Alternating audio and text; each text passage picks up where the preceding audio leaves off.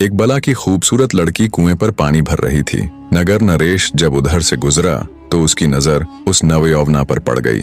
इतनी सुंदर नारी राजा ने अपने पूरे जीवन काल में नहीं देखी थी। पास जा जब राजा ने उस लड़की से उसका नाम पता पूछना चाहा तो बिना कोई उत्तर दिए वो चुपचाप वहां से भाग गई। मंत्रमुग्ध सा हो राजा भी अपने घोड़े पर बैठ लड़की के पीछे पीछे हो लिया।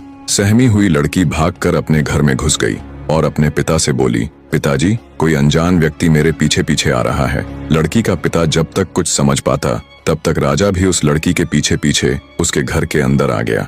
जब लड़की के पिता ने राजा को देखा तो उसने तुरंत राजा को पहचान लिया।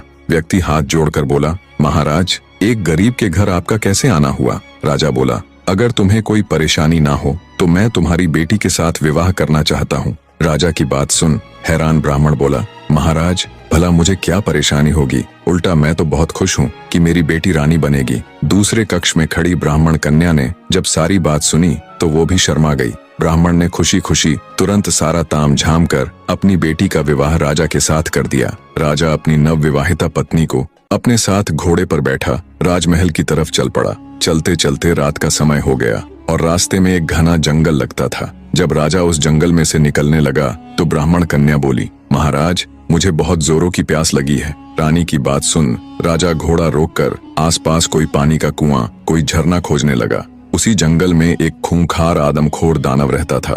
जब भी कोई उस जंगल से गुजरता तो दानव को आदम यानी मनुष्य की महक आ जाती थी। कई दिनों के भूखे आदमखोर को जब मानव गंध आई तो वो खिल उठा और तेजी से गंध की दिशा में बढ़ने लगा। कुछ ही समय में दानव रानी के पास जा पहुंचा।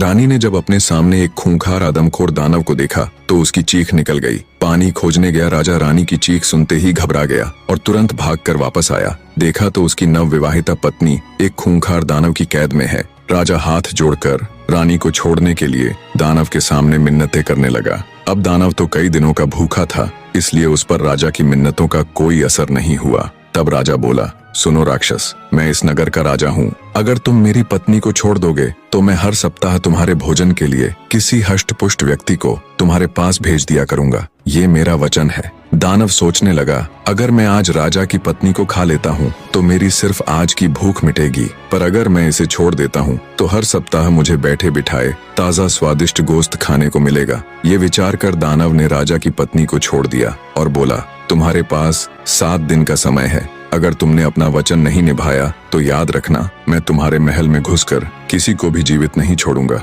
राजा भारी मन से अपनी पत्नी को ले राजमहल वापस आ गया। सोच रहा था, रानी को तो उस दानव से बचा लिया, मगर अब हर सप्ताह उस दानव के पास आदमी कहाँ से